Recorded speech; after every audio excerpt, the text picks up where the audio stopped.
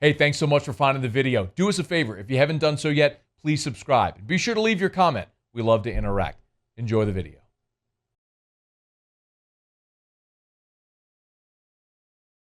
Jameis Winston met with the media on Tuesday. This was his first media availability since signing his contract extension or his new deal with the New Orleans Saints.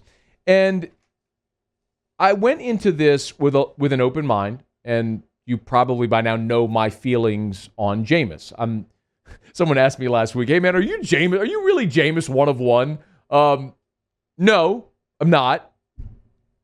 He's been on the show, and he is a first in line gigantic supporter of Jameis. I'm not telling you I think Jameis Winston is on a Hall of Fame trajectory or anything crazy like that. I'm not telling you that he absolutely will win at the highest level in New Orleans and will win Super Bowls. What I'm telling you is I absolutely believe that's a possibility. That is not a possibility in any way with Taysom Hill. Or if New Orleans had gone another direction, like Mitch Trubisky or Ryan Fitzpatrick or Tyrod Taylor, some of the other veteran quarterbacks that kind of names have been bandied about. I think it is a possibility with Jameis. So I'm always going to be interested whenever we have more evidence to suggest what Jameis could be in New Orleans. So this was an opportunity with him, obviously having to compete, as the coaches are going to say it, for the starting quarterback job with Taysom Hill. But Jameis Winston is going to be the Saints quarterback unless if they manage to pull off some kind of deal for Russell Wilson or in the draft to bring in a presumed franchise quarterback. But what was really interesting was listening to Jameis Winston talk about Drew Brees.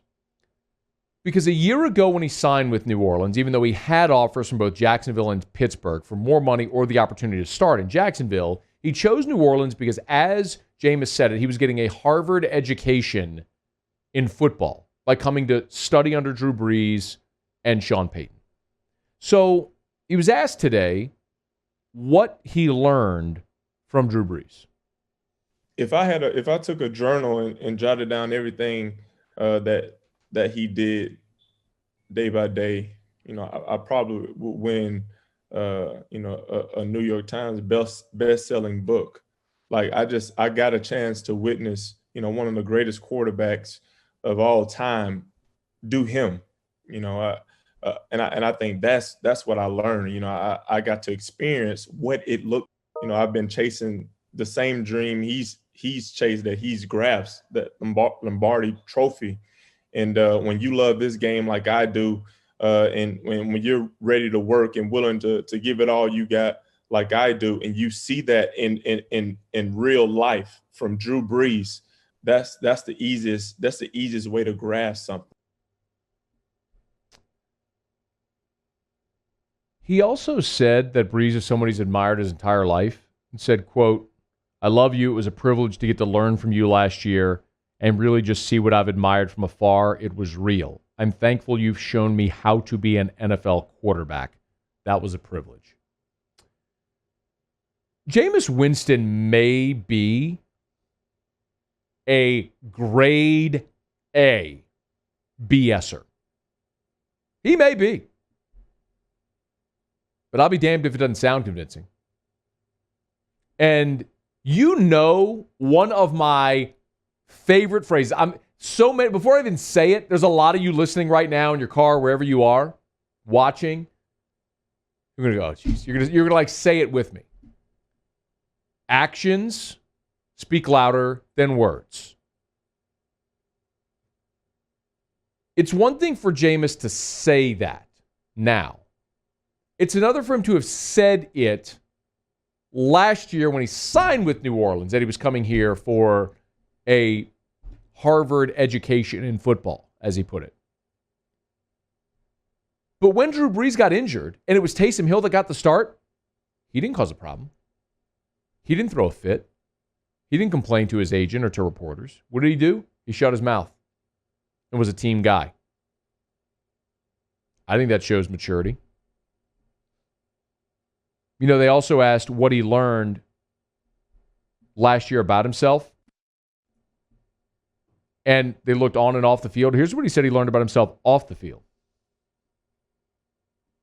I think one of the biggest things that I learned about myself is the communication between my family, because me and my wife were in New Orleans, and she was pregnant at the time with a 2-year-old, and during this pandemic. So it was just us for the first time, us being married for the first time in our life, and we're going through this, us having a humbling part in our life, right? She's my high school sweetheart, so she's been through the ups and downs with me. So I think learning how to be a father and persevere during those trying times. Humbling, persevere, being a father, like a lot of the things that we talked about over the course of this year, he's saying there. Like, I'm not going to excuse Jameis Winston's past. Like, you're a college kid, man. Like, you should know right and wrong. You shouldn't be stealing crab legs. You shouldn't be jumping up on a table in the student union, grabbing your crotch and yelling expletives. All the things that have gone on with his past. But how much of it could be immaturity that changes as a adult male develops, becomes married with anybody who's married, who has children, you know how your priorities change. When you say I do, and the day you look at your child for the first time and you realize, holy crap, it ain't about me no more. I think there's some of that going on in him. Now, as far that's fine and good. You can mature, but have you fixed yourself on the field? Here's what Jameis learned about himself on the field last year.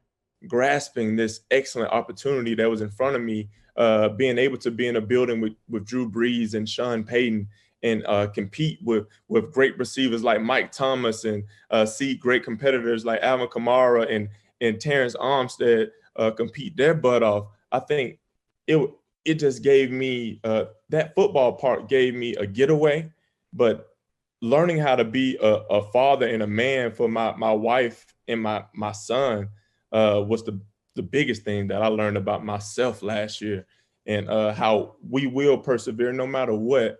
And I just, that's why that's why I'm in a good mood right now, because my trainer always said, being a good quarterback won't make you a better man, but being a better man will make you a great quarterback. You know what I hear? I hear a whole bunch of people going, oh, damn. A whole bunch of people that hated Jameis Winston going, am I liking Jameis Winston? I mean, I hear, I hear brakes screeching around, records scratching around town. Again, maybe he is a grade A BSer. Or maybe he's actually a dude that's matured. One more from Jameis, who talked about, why come back to New Orleans if he's not guaranteed the starting spot? Because I would love to exceed that expectation. I would love to. I think an important thing is continuity. And what I saw last year is the relationship between an excellent head coach and one of the greatest quarterbacks of all time, display that day in and day out. And I, like I said, I sunk into that. Like, I bought into that, and that's why I enjoyed New Orleans, and I wanted to come back and compete for that. For that continuity with that coach, with these coordinators, with this team. I think that's what drew me back to New Orleans. Jameis Winston meeting with the media, discussing why he came back to the Saints, what he learned in his year with the Saints, what could be ahead with Jameis Winston as the starting quarterback, presumed starting quarterback. That conversation is just getting started, though. Hey, thanks so much for watching. Please leave your comments. I love to interact, and be sure to hit the red subscribe button below.